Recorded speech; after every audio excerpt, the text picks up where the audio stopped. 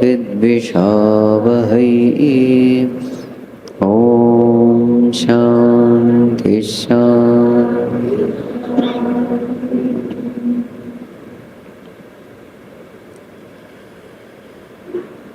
आत्मा रामानन्दरमणा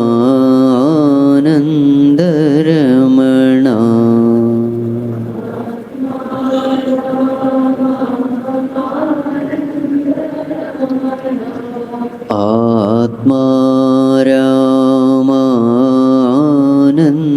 रामानन्दरमणा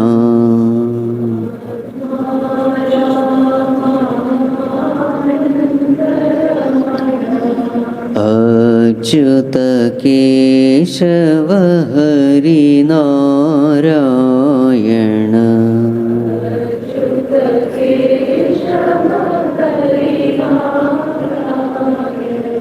अच्युत केशव हरिनारायण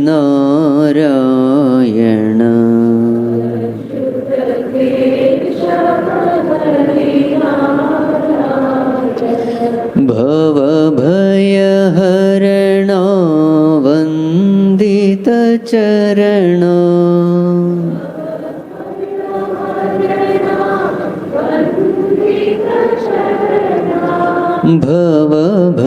भवभयहरणा वन्दितचरणा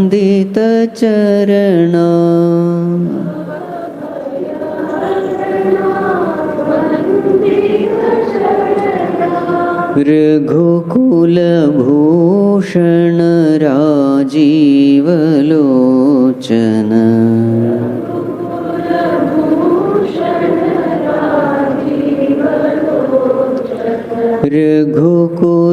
रघुकुलभूषण राजीवलोचन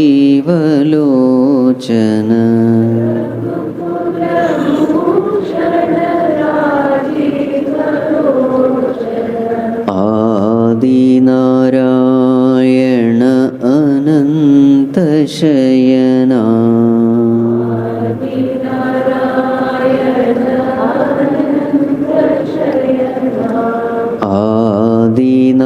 आदिनारायण अनन्तशयना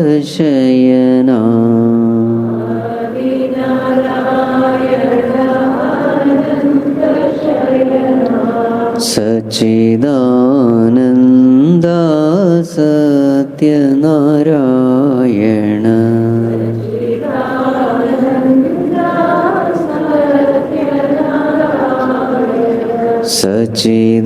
सच्चिदानन्द सत्यनारायण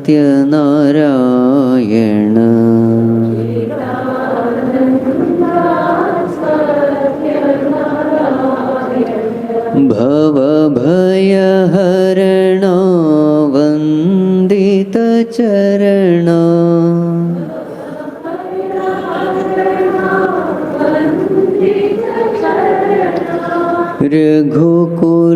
रघुकुलभूषण राजीवलोचन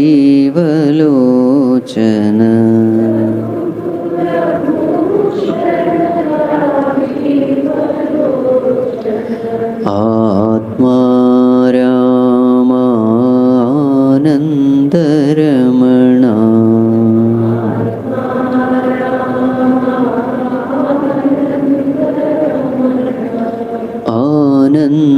आनन्दरमणा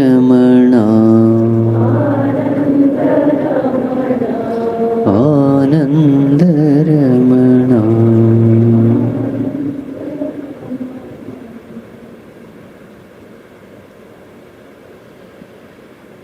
श्रीराम जय जय राम।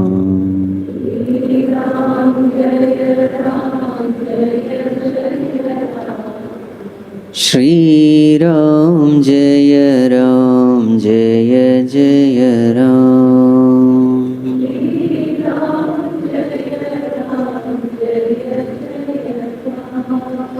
श्रीराम जय जय Ram.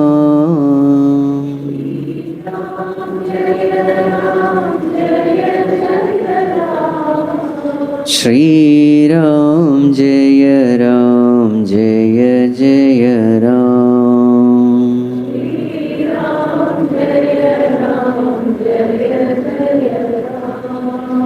Shri Ram Jaya Ram Jaya Jaya Ram.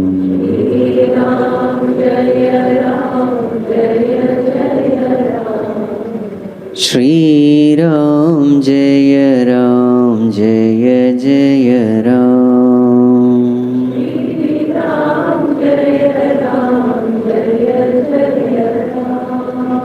Shri Ram Jaya Ram Jaya Jaya Ram.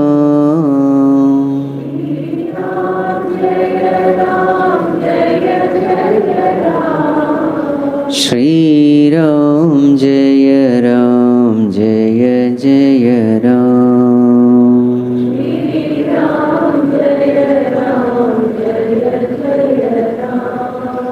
Jaya Jaya Ram. Jaya Jaya Ram.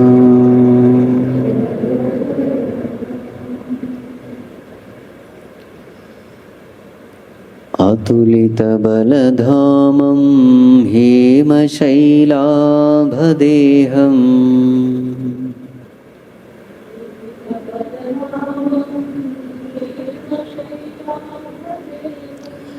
Danujavana krishanum jnaninamagraganyam sakala gunanidhanam vanaranamadhisham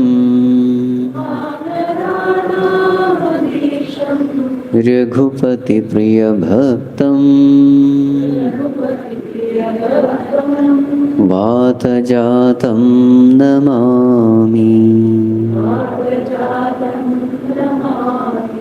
Raghupati Priya Bhaktam Vatajatam Namami.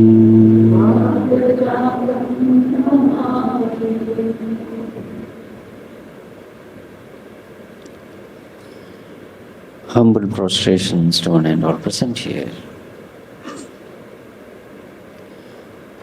So yesterday we had seen Sampati gives the information about Sita Mata's whereabouts.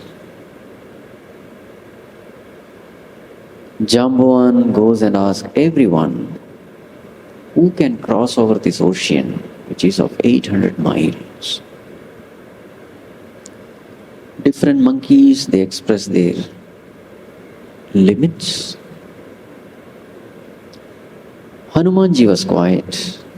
So finally, Jambavan says, Hanuman, you are an embodiment of strength. You are an embodiment of wisdom. Why is it that you are quiet? There was no effect. But then Jambavan said, Hanuman, are you not aware the purpose for which you are born? You are born to serve the Lord Himself. The moment this statement was made, Hanumanji started growing. He became huge like a mountain of gold. He roared like a lion and said, Jambavan, tell me what is that which you want to do? Crossing the ocean is nothing for me. It's just a puddle of water. I can cross over the ocean, kill that Ravana along with his entire army. I will uproot the entire Trikuta mountain and bring it back. Place it in front of you. Tell me, what am I supposed to do? So then Jambavan said, Hanuman, you don't have to do all that. Your job is only to go and find the whereabouts of Sita Mata. The rest, everything Bhagavan will do. Bhagavan will kill Ravana and the army. Bring Sita Mata back.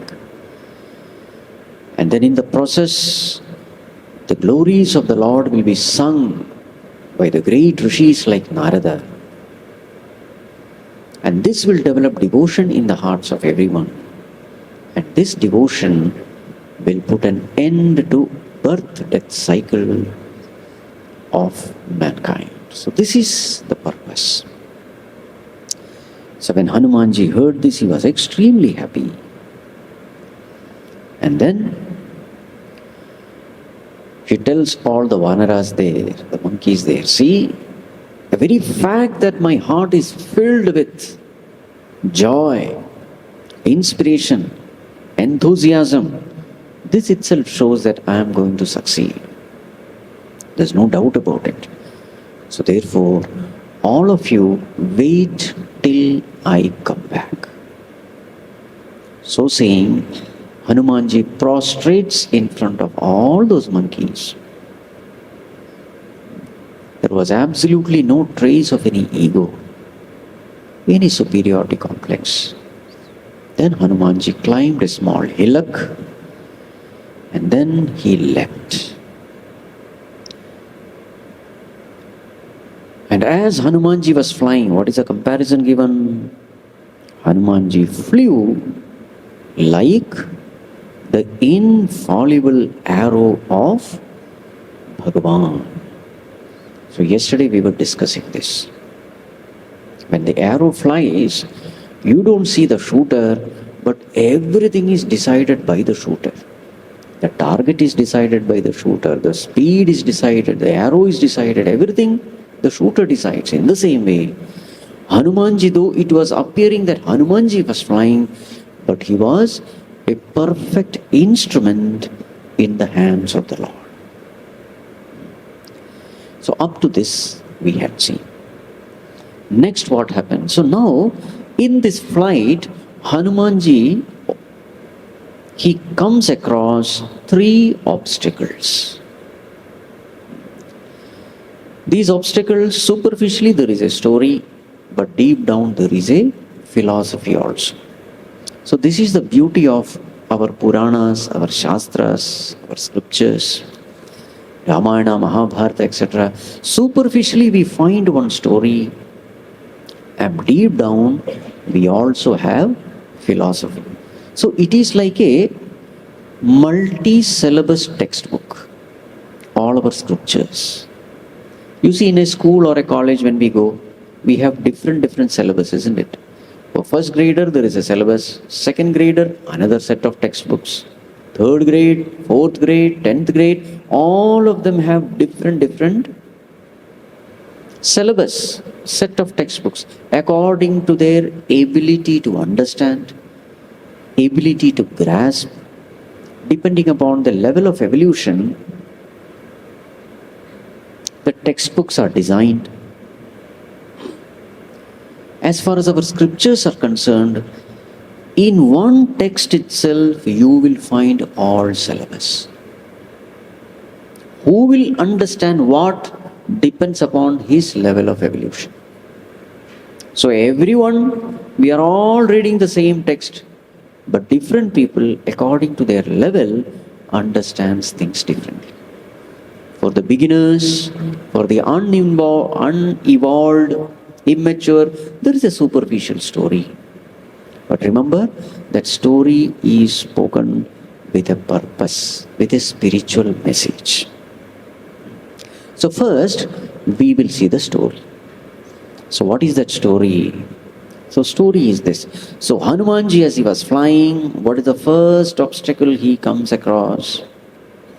What is called as Mainaka Parvata.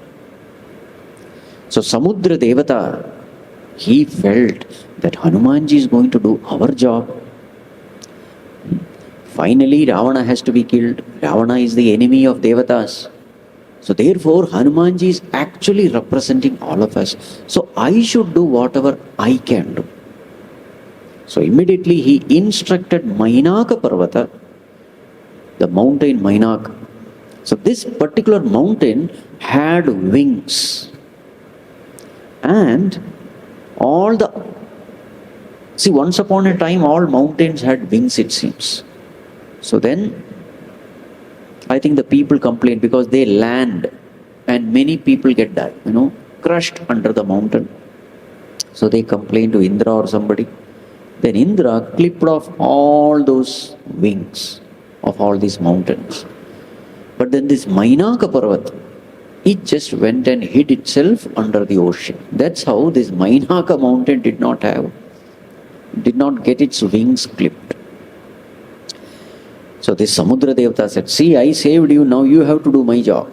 What is that? Hanumanji is flying, let him take rest. So you go and offer your service. So this Mainaka Parvat, it was a huge mountain with all kinds of seven-star facilities. Comforts, luxuries, everything was there. So Mainaka Parvat started flying along with Hanumanji and said, Hanumanji, take some rest. Such a long journey you have to take. So therefore, take some rest, eat, drink, sleep, refresh yourself and continue. So at that time, Hanumanji just touched that Mainaka mountain and said, so there is a very famous line in Tulsi Ramayana which says, Ram kaju keen he bino mohi kaha vishram. Without finishing Bhagavan's work, there is no rest for me. And it is true. Till Hanumanji finishes his work, he never sleeps, he never takes rest, he never eats. That we will see. So thus, thanking Mainaka Parvata for that good gesture, Hanumanji continues. So this is the first obstacle. The obstacle of Mainaka mountain. So as he was flying, now these Devatas, they felt that how can this monkey handle such a serious issue? The job was very, very difficult, even the Devatas knew.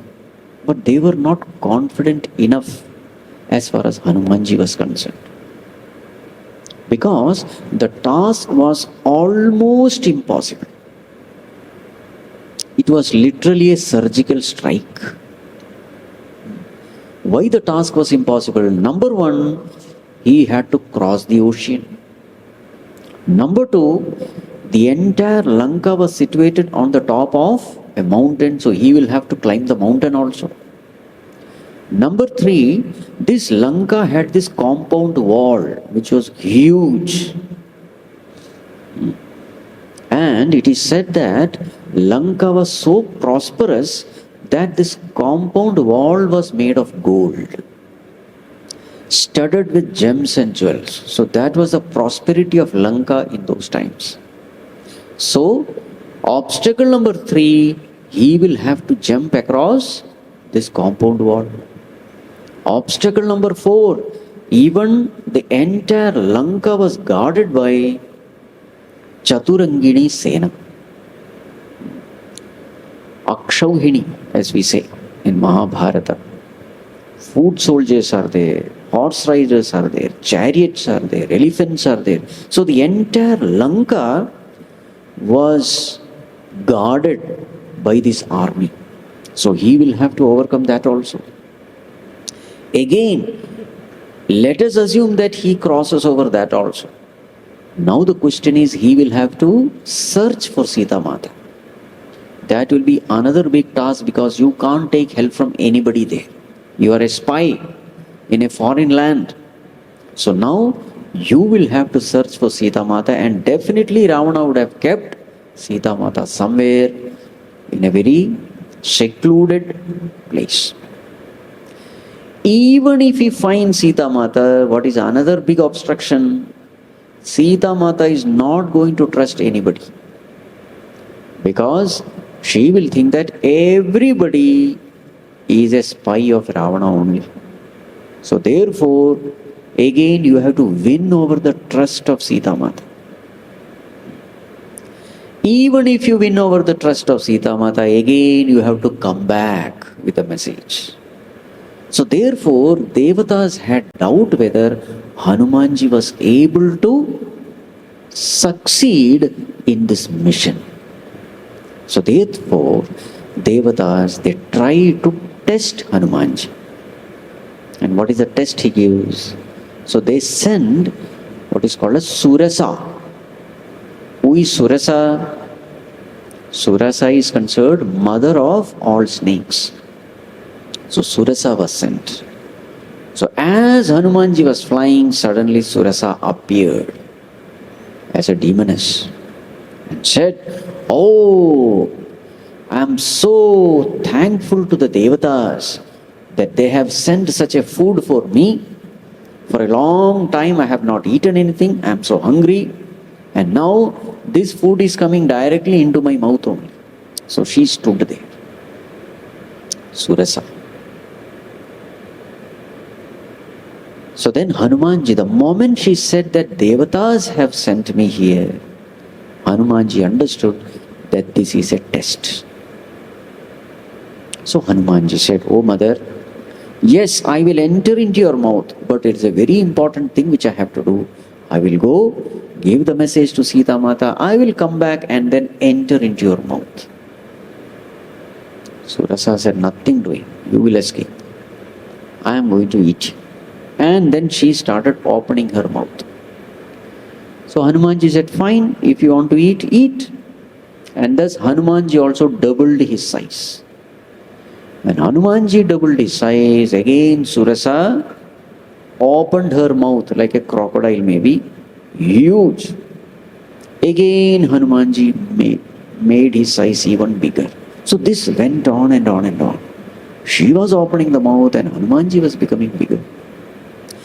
Finally Hanumanji suddenly becomes small, enters into her mouth, comes out and said, "See, I have fulfilled my promise, now please allow me to go."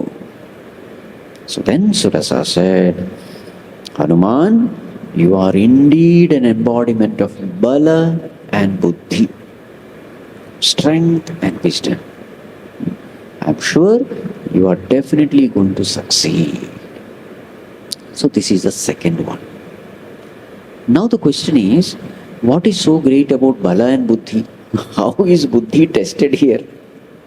Bala is tested, we can assume, yes, Hanumanji was becoming bigger, but how is Buddhi tested?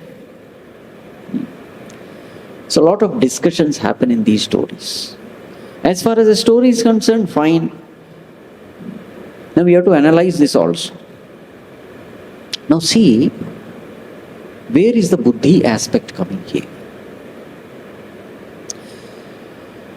Many times, when we are given a big task, we become so occupied with something small that we lose the sight of the bigger responsibility. So this technique is what is called as losing the smaller battle in order to win the bigger battle. For example, here Surasa was opening the mouth, Hanumanji was becoming bigger. There is always a possibility of ego clash. Oh, if you open that much, I will become little more bigger. Oh, if you have become bigger, then see, there is no limit for me. It can go on and on and on. Finally, what it becomes? It becomes an ego clash, and finally, we are so occupied with our ego that we forget the bigger picture, the bigger responsibility. I hope you are able to understand. Sometimes they say, many times you have to lose an argument in order to win the relationship. You argue with that person and finally you win the argument also. But in the process what happens? You lose the relationship. So is it a win or a loss? So many times you lose the argument. Okay, Baba, what you are saying is right. Accepted. Be quiet now. To save the relationship. So this is that Buddhi aspect. He was never losing the sight of the goal. There are so many ways in which this story can be analyzed. So many ways. Our eyes should always be upon the bigger picture, the most important goal, and not get distracted by the small little things of life.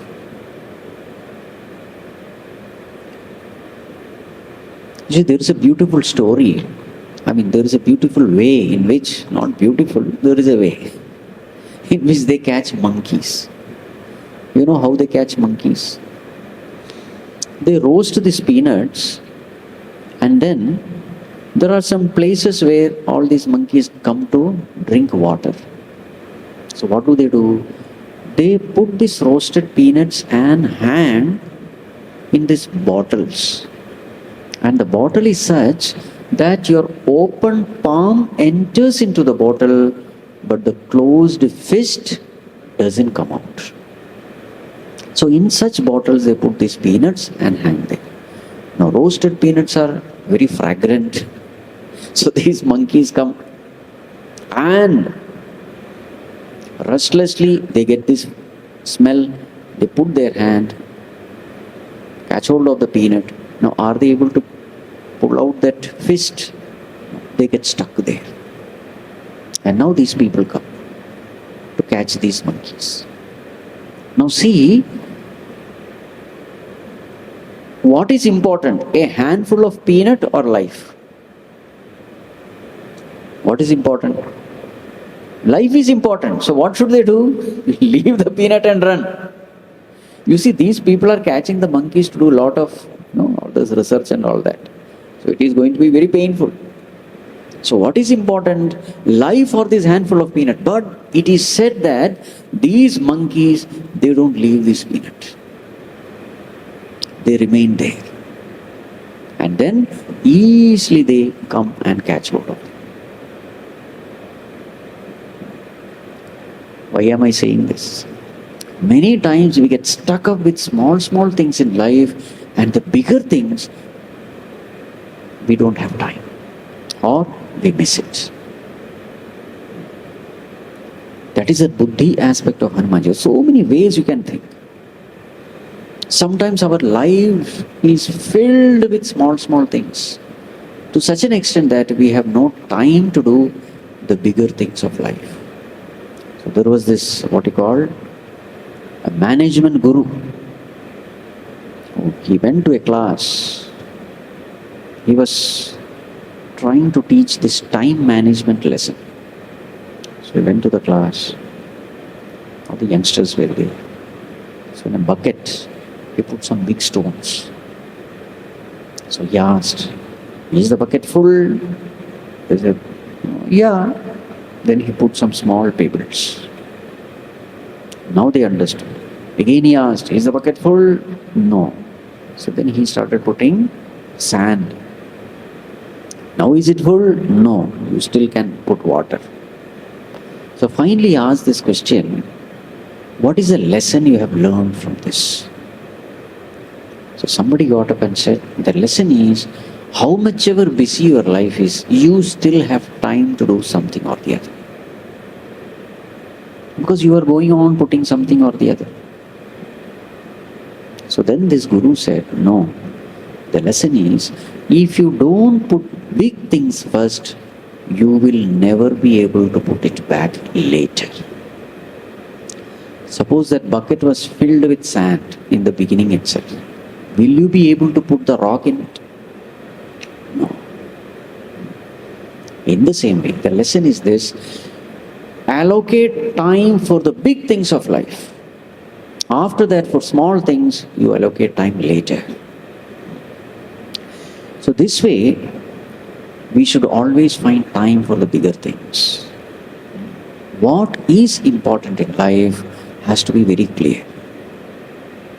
Then automatically life will revolve around that. So here also Hanumanji was very clear. She was trying to distract him through so many ways. She was trying to test whether this person will get trapped in that ego clash or not. You know, in Mahabharata war also a similar episode comes. So this Chakravyuha was made. You know Chakravyuha? It was made, and the only person who could penetrate Chakravyuha and come out, who was he? Arjuna. He was the only one. There was nobody else. So then Dronacharya said, see, there is only one person who can penetrate this Chakravyuha, but somehow if we can distract Arjuna away, then our victory is guaranteed. So thus comes this warrior called Susharma, the king of Trigarta. He comes and he starts challenging Arjuna. Arjuna, you call yourself as a warrior. I challenge you, come fight with me. Arjuna started chasing him. Krishna said, Arjuna, you have a big responsibility. You know that other than you, nobody can penetrate this. He said, Krishna, don't you know, whenever a Kshatriya is challenged, he must accept this challenge. He must not run away. Therefore, I think this is my duty, to go after him and kill him. Krishna said, okay, fine. Now see, which is bigger responsibility? Chasing this insignificant king or taking care of Chakravyuha? See? So finally, Arjuna was distracted completely. He went chasing him. Finally, he was taken far away. And here nobody was there. So rest of the story you know. Abhimanyu said, see, I can go inside, but I don't know how to come out. So Pandava said, don't worry, we are all there. We will just come along with you and then we will ensure that you come out. Then what happened? Abhimanyu entered and Jayadratha stopped all the Pandavas. So Abhimanyu was trapped inside. So the rest of the story you know. And when Arjuna comes back, he had the shock of his life that his son is killed. So these are all the examples where we become so occupied with something insignificant, something small, that we don't have time to do something big. As they say, penny wise, pound foolish. They are all basically this lesson only. I'm very careful about each and every penny. But huge loss I am incurring. My attention is not going there at all. You see, so many ways these stories can be thought of. During our exam time, our school, this particular value is of great importance. You see, let us assume that there is an exam, 100 marks, and let us say 100 minutes are available. The exam is for 100 minutes and the marks are for 100 marks. So for every mark, how much time you should spend? 1 minute. So if there is a question for 5 marks, how much time you should spend? You see, there are different types of questions. There is a question for 1 mark, 5 marks, 10 marks, 20 marks. Many times, we make this mistake. There is a question for 1 mark and I know so many things, I spend 10 minutes only answering this question of 1 mark. Or 5 marks, 20 minutes I spend only. And finally what happens? Big questions are there, I don't have time. They run out of time. It is all because of lack of planning. There are some people who always come late for anything. What happens? Lack of planning. Suddenly we get caught up in something small and we lose the sense of time also. So these are all the problems of the mind. So actually Surasa was testing Hanumanji in these aspects. Is he getting caught up in all these little things? Is he really serious? So what did Hanumanji do? He just became small. There are times when you have to become small. Everywhere you don't have to win. You don't have to become big. There are times when you have to lose the battle. So this is a beautiful lesson we learn from this. So Hanumanji becomes small, escapes. Surasa said, yes, Hanuman, you are indeed strong and also you are wise. So definitely you are going to succeed. She blesses him. Now Hanumanji flies. So how many obstacles over now? Two obstacles. What is the first one? Mainaka. Second one, Surasa. Now as he was flying, suddenly he felt that somebody was stopping him. He felt that he felt a drag. He felt that he is not moving faster. And also he was coming down. He looked around. Nobody was found. So actually speaking, there was a demoness. What is her name? Simhika. She is called as Chaya Grahini Rakshasi. Chaya Grahini. She could catch the shadow. That's how she used to survive. So any being which was flying, a bird, etc., she would catch the shadow, pulls that being down and eat that being. That's how she was surviving in that ocean. So as Hanumanji was flying, actually she had caught hold of the shadow of Hanumanji and she started pulling him down. Hanumanji felt the drag and finally she swallows Hanumanji. And Hanumanji breaks open her heart and comes out, kills her. So this is the third obstacle. And finally, Hanumanji reaches the other shore. So what are the three obstacles? First, Mainaka. Second one, Surasa. And third one, Simhika. Beautiful story. You can go on after that. But now, you will have to pause a little. What is this story? So the first one is Mainaka. So many times these commentators, these great saints, etc., they analyze the whole story and say that this is actually the journey of a spiritual seeker. Hanumanji's journey is the journey of a spiritual seeker. So what all are the obstacles Hanumanji faced? These are the obstacles which any spiritual seeker will face in his journey towards spiritual evolution. So what was the first one? Mainaka. What is this Mainaka? This is the obstacle at the body level. At the body level, what is the obstacle we'll face? Lethargy, inertia,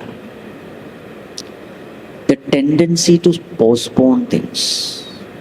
Pramada, alasya, nidra. You have started something, then you say, okay, let me take some rest because it's a long journey. So most of the time is spent in rest or procrastination. I think today I am not in any mood. Tomorrow let me start. Pramada, carelessness. So these are all the obstacles at the body level. Hanumanji was tempted, but he said nothing there. So this is the obstacle at the body level. Second is Surasa. Devatas means sense organs. At the spiritual level, Devatas represent sense organs. So now Surasa is like,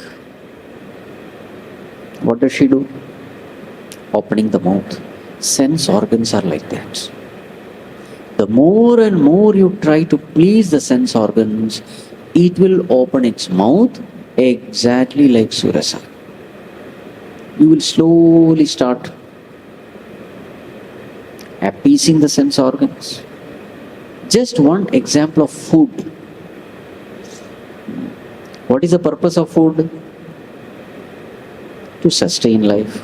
But slowly, you start adding so many taste, flavors, so many rasas. And finally now you just imagine, food industry is the biggest industry.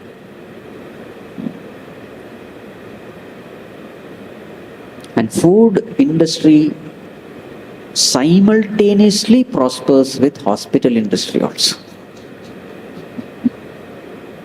Both are connected. All your disease start from stomach, they say.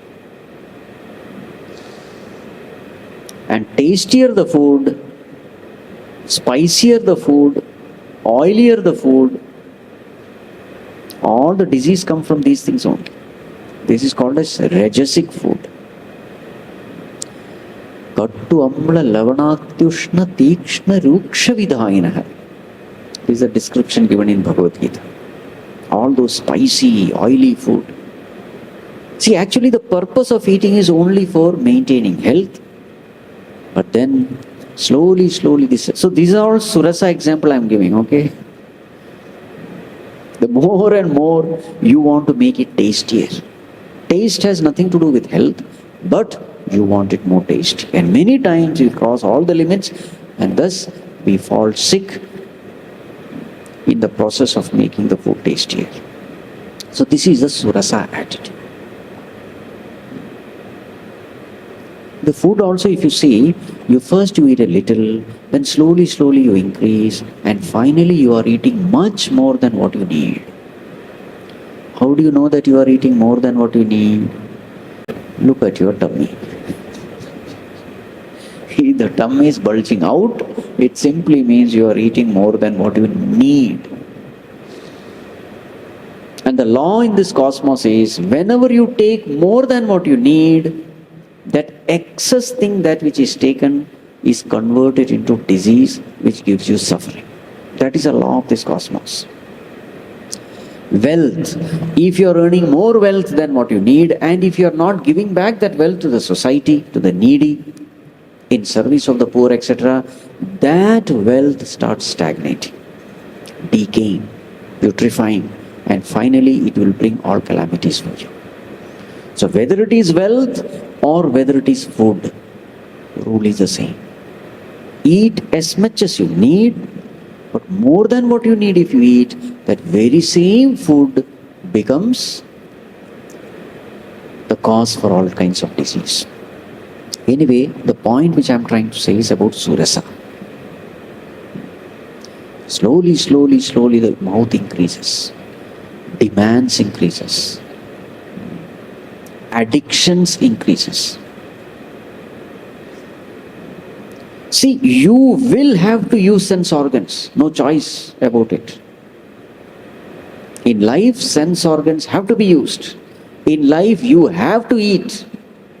You can't completely avoid it. Yuktahara viharasya, yukta cheshtasya karmaso, yukta swapnavabodhasya, yogo bhavati dukkha. Everything in moderate, it is a great blessing. But the moment you exceed the limits, like that Surasa, then it's a problem. Moderation is good.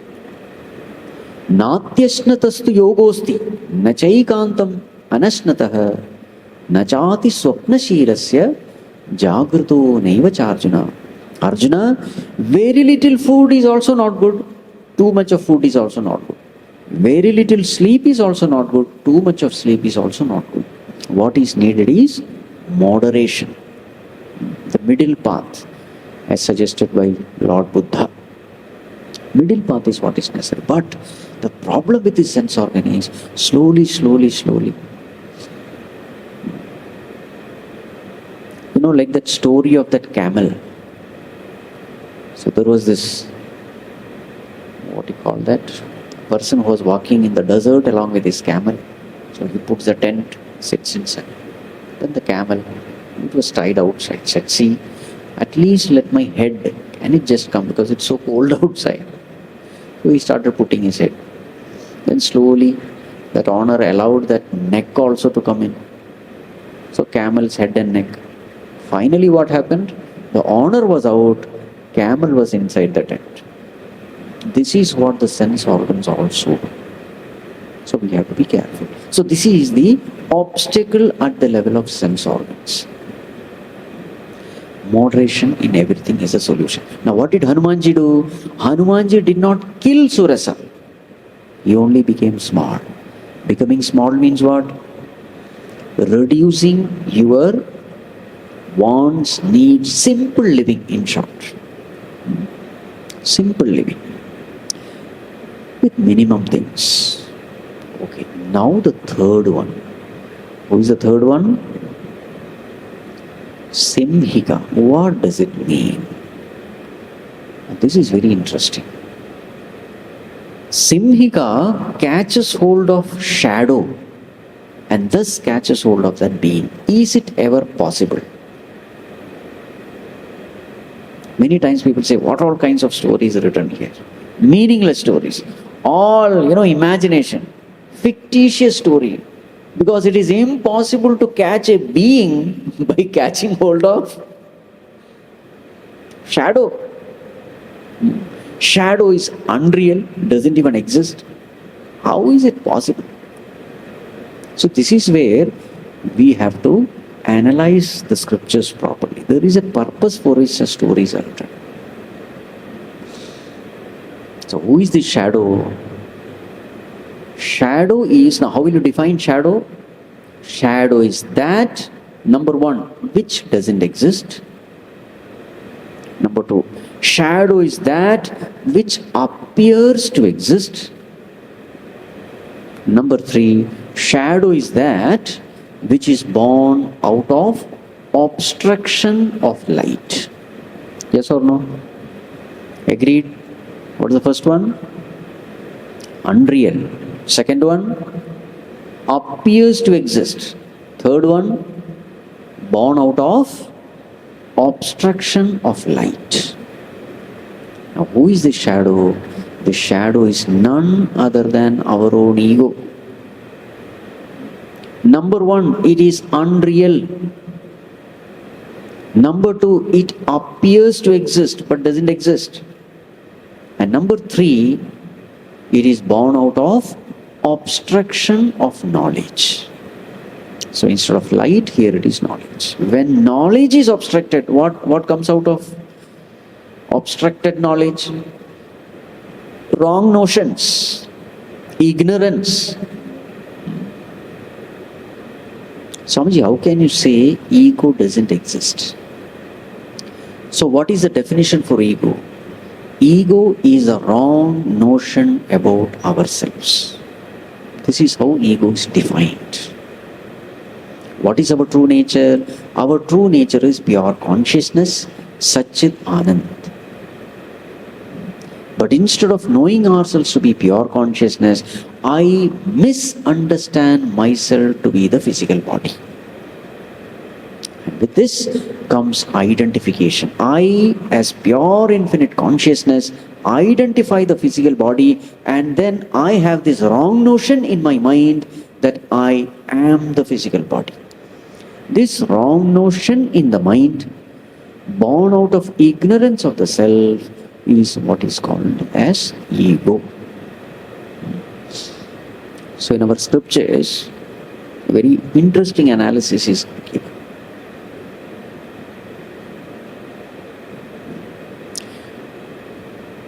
You see,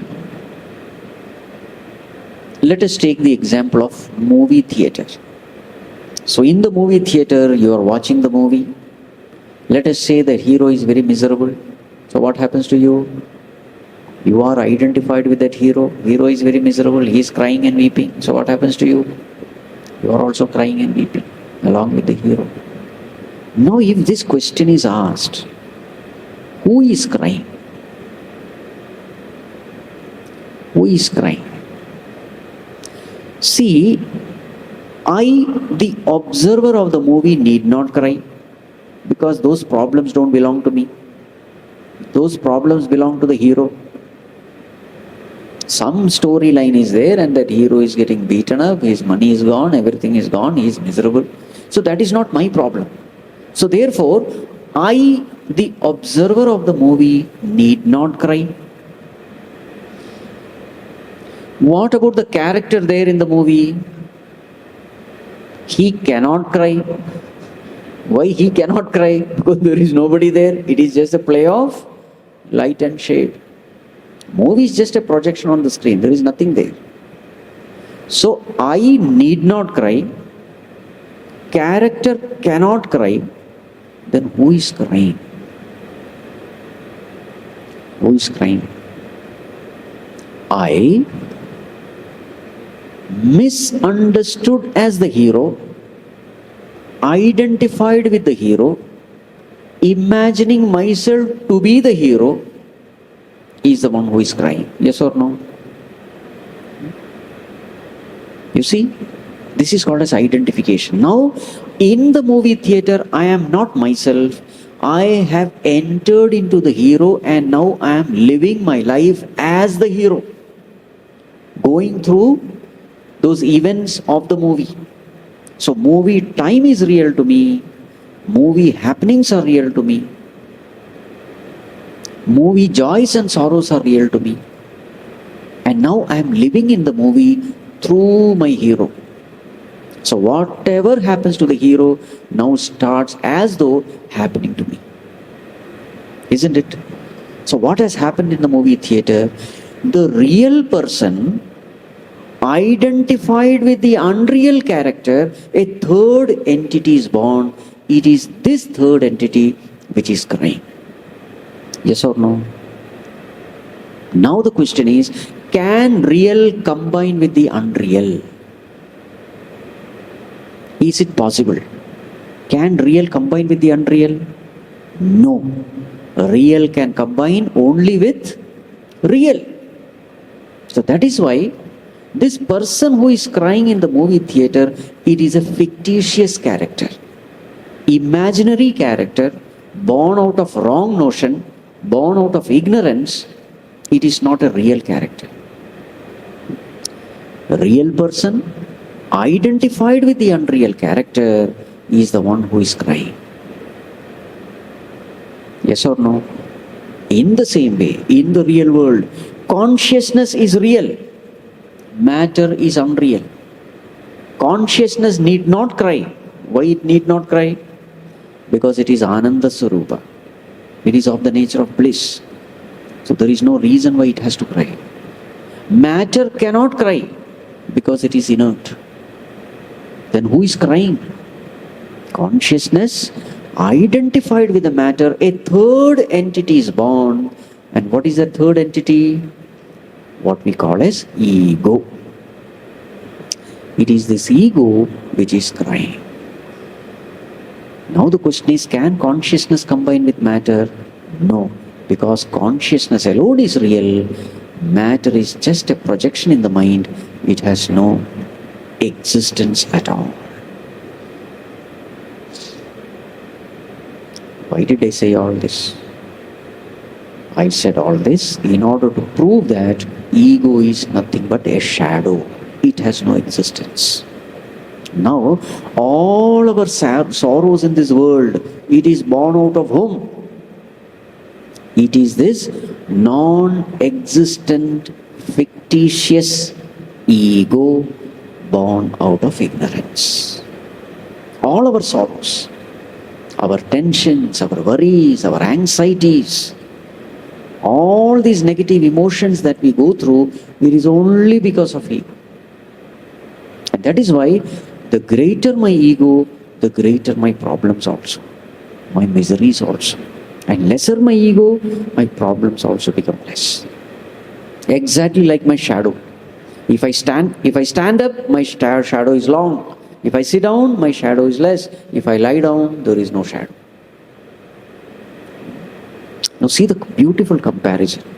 So here the Simhika is catching hold of shadow and catching hold of the real person. You see that comparison, how beautiful it is. Beautifully one story is told, but deep down see the philosophy hidden. As far as the story is concerned, Simhika eats one jiva only once. But what about the shadow called ego? Punarapi jananam, punarapi maranam, punarapi janani jathare shayanam. It is not one-time death. It is multiple deaths, repeated deaths. That is what this ego does. Just imagine, an unreal entity is capable of giving me real suffering. An unreal entity is making me suffer. Is the suffer real or unreal? Some suffering is real because I experience it. You see, a wrong notion in the mind is creating all the suffering. Another beautiful example is the dream. In the dream, everything is just an imagination. But the suffering which we go through in the dream, it is not an imagination. At that time, it is very much real. I cannot say it is unreal. At that time when I am going through that suffering, it is very much real. An unreal entity capable of giving me real suffering. How beautifully this Simhika episode portrays that. Now see the name also. What is the name of this Rakshasi? Simhika. Simhika means what? Lioness. Who is lion? Lion is the king of the jungle. In the same way, who is the king of our life? For an ignorant person, our own ego is our king. King means the one who rules. Who is ruling my life? My own ego is ruling my life. Okay. So this is the third obstacle. So what is the first obstacle? In the spiritual path. The first obstacle at the body level, lethargy, laziness, no inspiration to put forth effort. The second obstacle is at the level of the sense organs, control of the sense organs. And the third obstacle is the obstacle of lack of knowledge at the mind level. These are the three obstacles which any seeker has to face. As far as ignorance is concerned, what was the attitude of Hanumanji? As far as Surasa is concerned, he left her alive. What about Simhika? Hanumanji doesn't spare her coming out and escaping. No, Hanumanji finishes her. Meaning what? As far as ignorance of the self is concerned, you have to destroy that ignorance. That is a spiritual message. So, in this way, you find that one level there is a story, but deep down there is a philosophy. So that is why these scriptures are eternal, eternally valued by the entire cross-section of the society. Everybody values. For the immature one, there's a beautiful story there. For the mature ones, the philosophical ones, evolved ones, there is a beautiful philosophy there. Just like the ocean. Some people come to the ocean, sit at the shore, enjoy. Some of them, they play with the waves, come back. Some of them, they take bath in the waves, come back.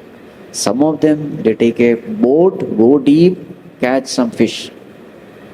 Some of them go deeper, catch bigger fish. And some rare ones, they dive deep into the ocean and bring out pearls, gems, etc. Ocean is the same, but to the extent you can go deeper and deeper, to that extent it starts revealing greater and greater, what you call wealth. Same way the scriptures also. You will be amazed when you are studying Bhagavad Gita. First time when you study Bhagavad Gita, little you get. Next time, repeated time, as you are studying Bhagavad Gita, you will find that the very same verse which you had read so many years back, that very same verse starts bringing out greater and greater meaning.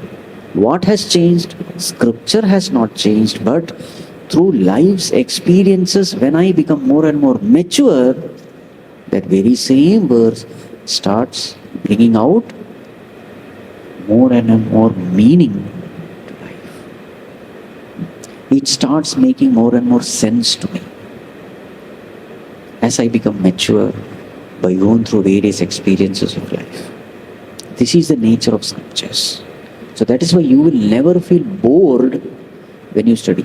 You read all the other comic stories and all, once you read it, it's over. But the scriptures are such.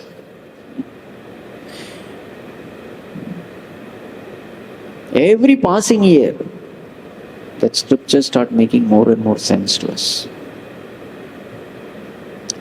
Okay, now let us continue with our story. So Hanumanji reaches Lanka. He lands there. He lands in one of the mountain called Suvela mountain. So he starts watching Lanka, sitting on top of that mountain.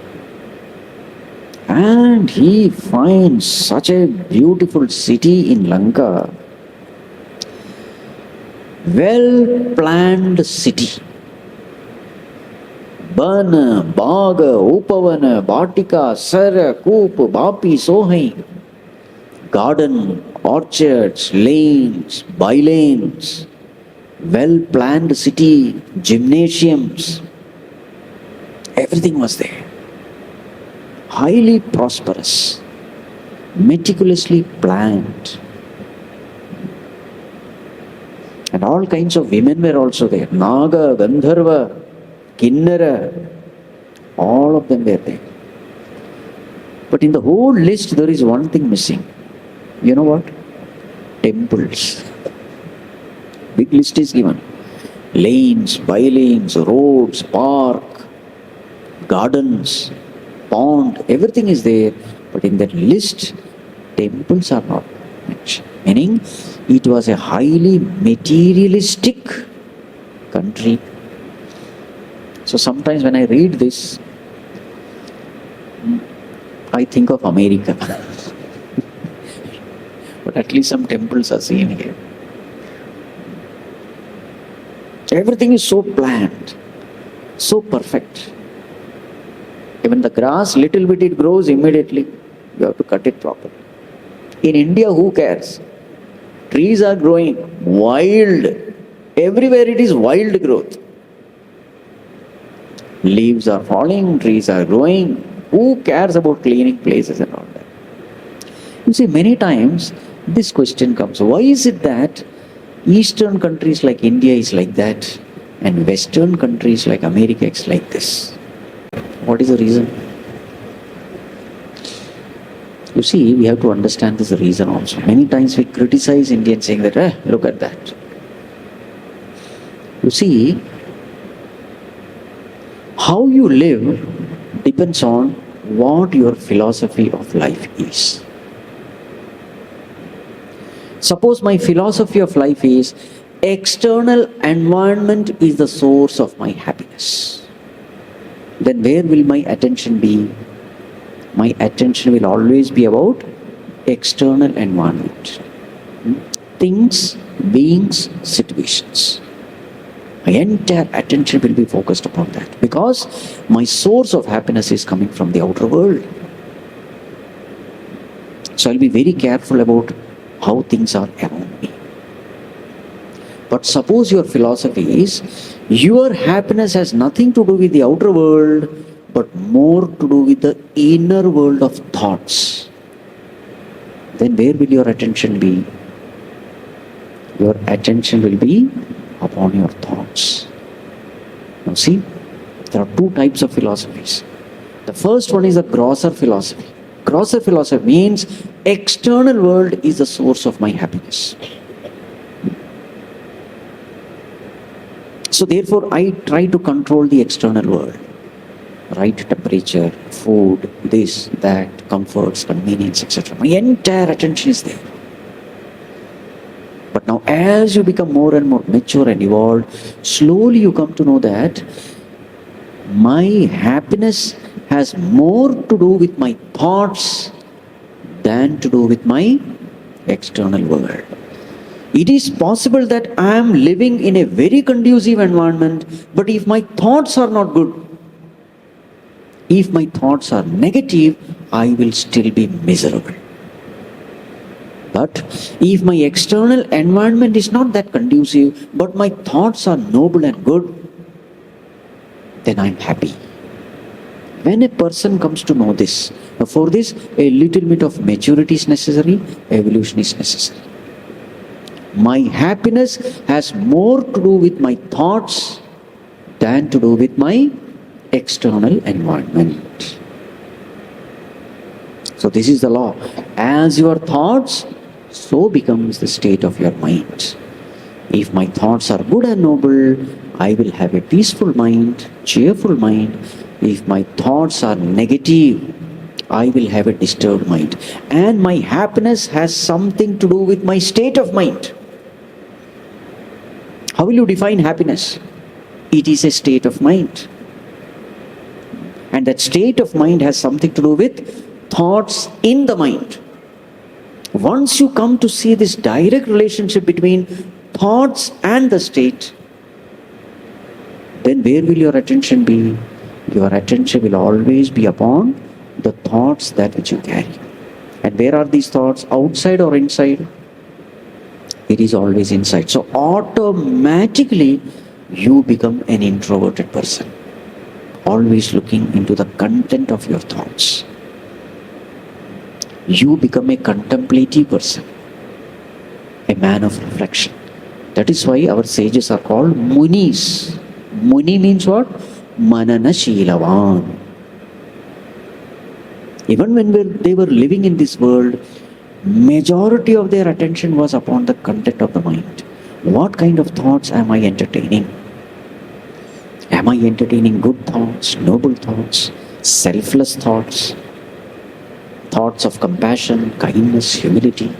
Or am I entertaining thoughts of anger, greed, jealousy, hatred? You see? When you start seeing this direct relationship, whenever my thoughts are good, I am happy, cheerful. Whenever my thoughts are bad, I am miserable. When you see a direct relationship, automatically what will you do? You will cut all your extroverted activities and you start paying more and more attention upon the contents of your thoughts. This is what Indians did. That is why so much of spirituality has grown in India only because of this. India is considered to be the spiritual leader of the whole world. Even today, if you want to really dive deep into spirituality, you will have to somewhere directly or indirectly, you will have to keep in touch with India. There is no way. That Mahakumbha Mela, how many people came there? How many? Around 600 million people. It was not just Indians. From all over the world they came. There was no WhatsApp publicity, etc. No advertisement was given. But people just came. It's a land of spirituality where people spend more and more time seeking the truth within. So therefore, though India may be messy outside, but it is spiritual inside, blissful inside. Many times they, what is that? Happiness index. They rate the countries. Is it something which can be rated? No. It is a subjective experience. How happy a person is. You can't determine the happiness of a person by how much money he is earning, how big his house is, how big his car is. That is not the way at all. Happiness has something to do with the state of mind. What that state of mind is, you cannot just rate others. You can only experience your own state. So India is that spiritual country where the focus was completely upon the inner world of thoughts, the inner world of the self. So many times when we criticize India for the mess which is created outside, this point also must be kept in mind.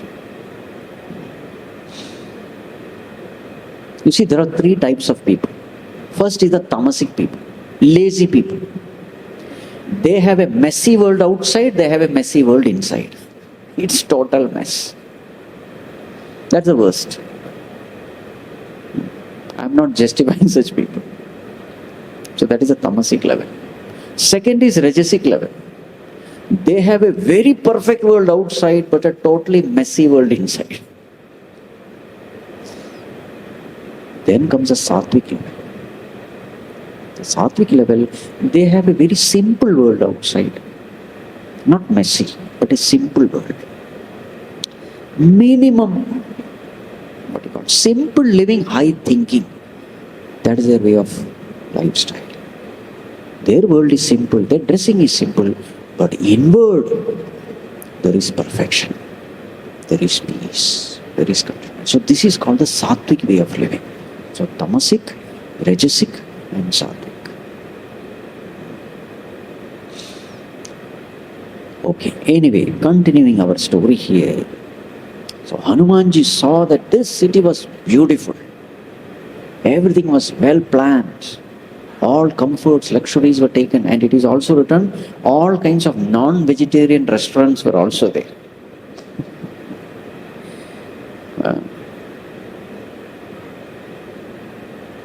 Demons feasted on buffaloes, human beings, cows, donkeys, goats.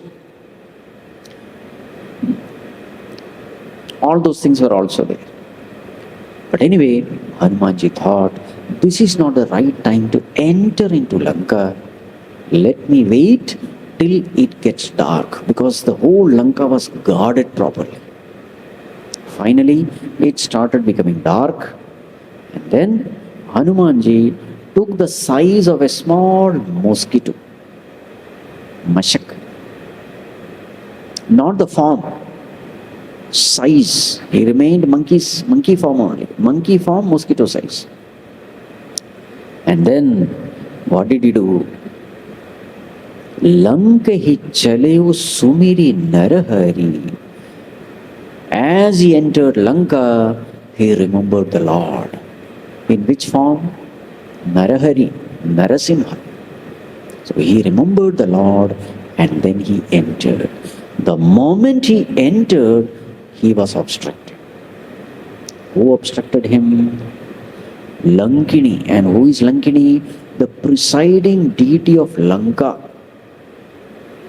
So there is a customs officer, immigration officer. Immigration officer is Lankini, and see how strict she is. Very strict. Even though Hanumanji took the size of a mosquito, even then he was caught.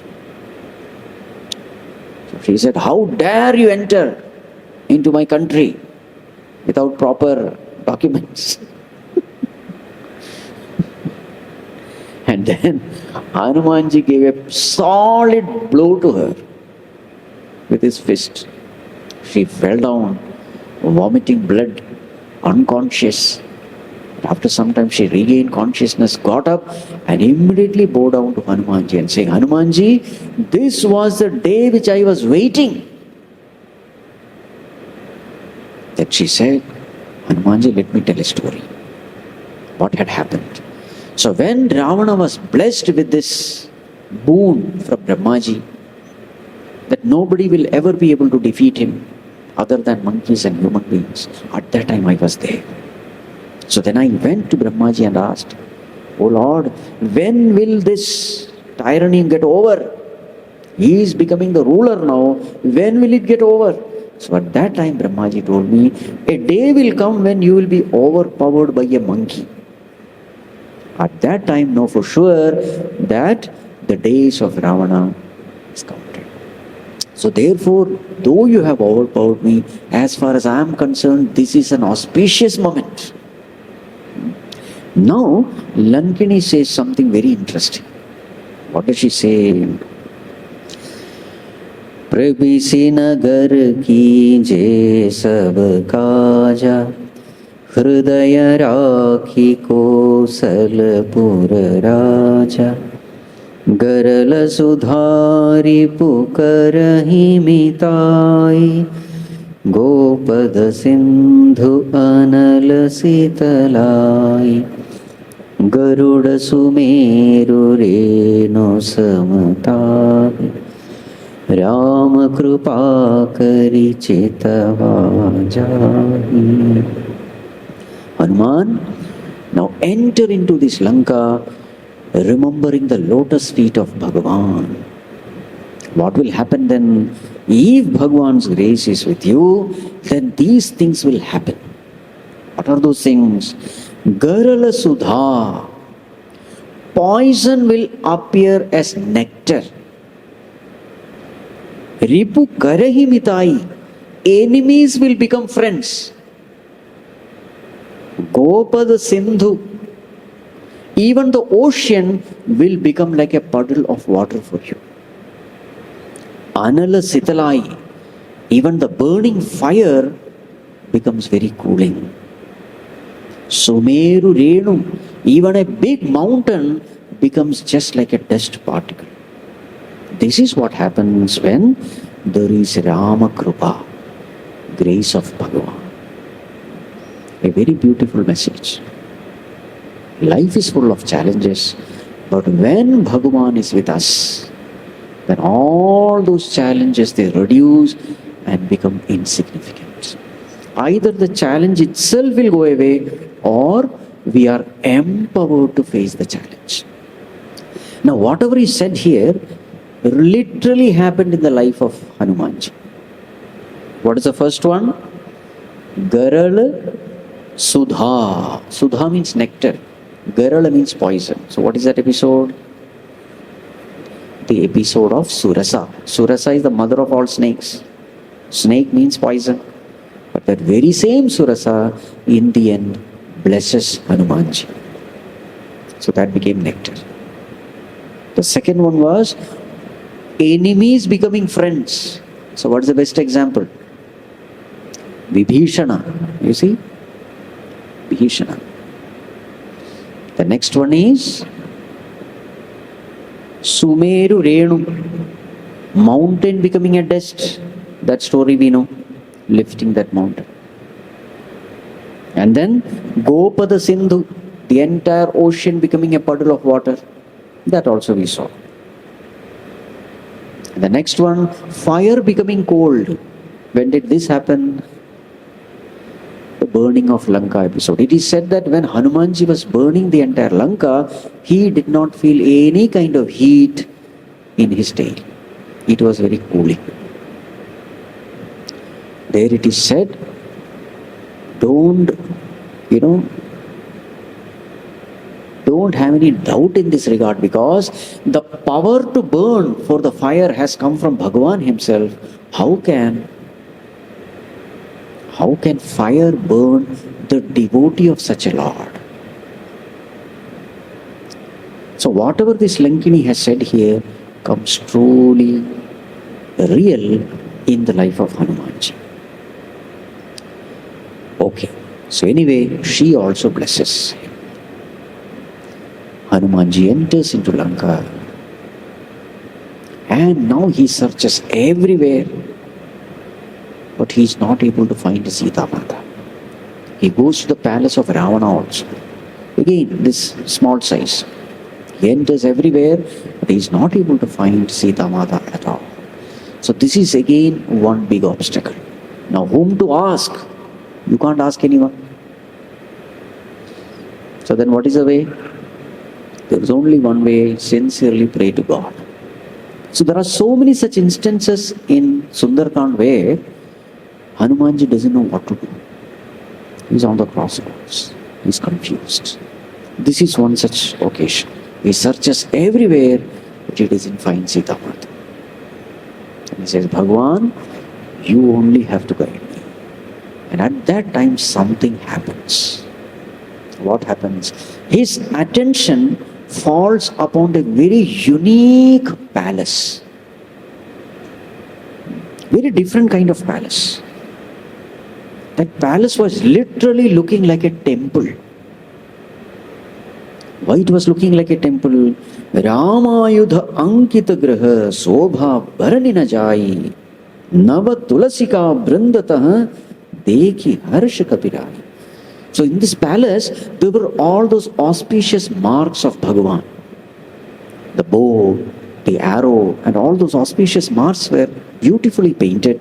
Also, in front of that palace, there was this tulasi. That plant was also there. So when Hanumanji saw this auspicious marks, he was extremely happy. But again, he was doubtful. Is it that these Danavas, they have all these Mayavi powers, etc. Are they following me? What is the guarantee that they are not deceiving me by all this? So again he was confused. Again he prayed, oh Lord, what am I seeing? Iha kaha sajjan karvasa. Hanumanji was completely confused. First he was very happy. But suddenly this doubt crept into his mind. How can in such a place, Lanka, how can such a structure exist? This palace appears to be like the palace of some devotee. How can a devotee exist in Lanka? In an extremely materialistic place, a temple is unthinkable.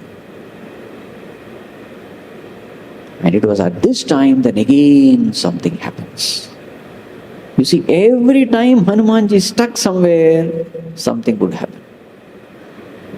In our life also you will find, when we are connected to God, when we are stuck, something would happen and the path will be cleared. So this is not just a story, you have to connect it with our life also. So what happens at that time? Exactly at that time, Vibhishana gets up. Actually, that palace was the palace of Vibhishana. And it was somewhere early in the morning, Brahma Muhurta. So at that time, Vibhishana gets up. And how did he get up? Loudly chanting Ram, Ram. Ram, Ram tehi sumirana kinha, Hridaya harasha kapi sajjana china. Vibhishana got up chanting Ram, Ram. What does it mean? It means so many things. See, it is early in the morning. It's a Brahma Muhurta. A sattvic person wakes up in Brahma Muhurta. So Vibhishana was a very sattvic person. And the moment he got up, he started chanting Bhagavan's name. What does it mean? Just before going to sleep also, he must have chanted Bhagavan's name. Always you will find this relationship. In the night before going to sleep, with what attitude you went to sleep, with what state of mind you went to sleep, the very same state of mind is picked up early in the morning. There is a relationship. So we can make use of this relationship. How to make use of this relationship? Just before going to sleep, maybe half an hour or 1 hour, you chant Bhagavan's name. Don't sleep watching some useless news.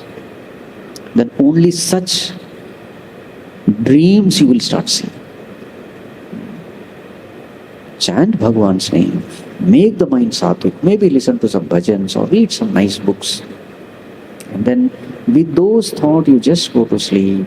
You will find that the first thought that comes into your mind will be associated with what you have been doing last night. The sleep also will become sattvic if habits are sattvic. Sleep also we have 3 types. All sleep is not tamasic. There are 3 types of sleep. What are the 3 types? Tamasic, rajasic and sattvic. What is a tamasic sleep? Tamasic sleep is a sleep where you sleep more and you feel like sleeping more. You don't want to get up from the bed at all. You are more tired after sleeping, tired of sleeping, but don't want to get up from bed. It's a horrible state. That is called as tamasic sleep. Then there's a rajasic sleep. What is rajasic sleep? Lot of dreams. Sleep filled with dreams. Actually speaking, you are not totally resting. Only the body is resting, the mind is not totally resting. And then we have what is called as sattvic sleep. What is sattvic sleep? A sleep where you go deep into sleep, you get fully refreshed. It is a dreamless sleep. It's a refreshing sleep. And when you get up very fresh. So if such a sleep is there, then that is called as sattvic sleep. For sattvic sleep, it is necessary that the mind has to be trained in sattvic habits. Then only we'll have such a sleep. So now in this case of Vibhishana, the moment he got up chanting Bhagavan's name. He got up Brahma Muhurta He got up chanting Bhagwan's name. Remember, nowadays if you see youngsters, even elders also, that is the time when they go to sleep.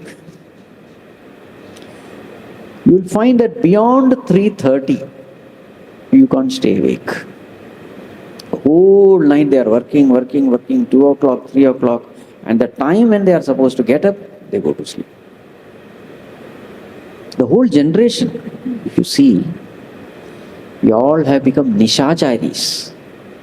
Nishachari means the one who roams around in nisha. Nisha means night. Night is the time when we are active.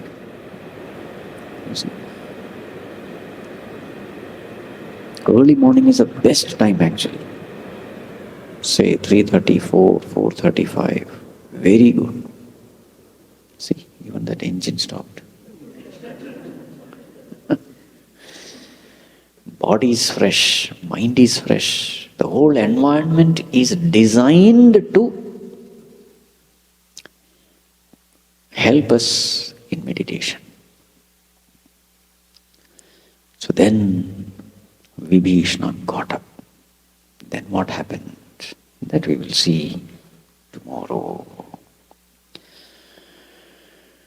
Om Sarve Bhavantu Sukhinah Sarve Santu Niramayah Sarve Bhadrani Pashyantu Ma Kaschid Dukkha Bhag Bhavet Asato Ma Sadgamaya Tamaso Ma Jyotirgamaya Mrityorma Amritam Gamaya Om Purnamadav Purnamidam Purnat Purnamudachyate Purnasya Purnamadaya Purnameva Vashishyate Om Shanti Shanti Shanti Hari Om Shri Gurubhyo Namaha Hari Om.